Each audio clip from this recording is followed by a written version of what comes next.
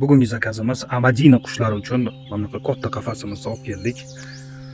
Amadinani uychasi mana bu yerda 4 ta idishi ovqatga, suvga, har xil narsalarga suvga mana alohida avtomatini ham qo'ydik. 4 ta qo'noqlari, mana bu kachelkasi bor. Zo'r. Atroflari bilan ko'rsataman.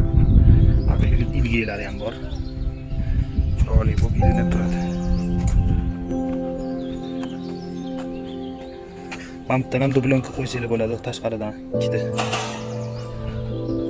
Mamtdan ham bor dublonka qo'yadigan joyi. Vashshi zo'r.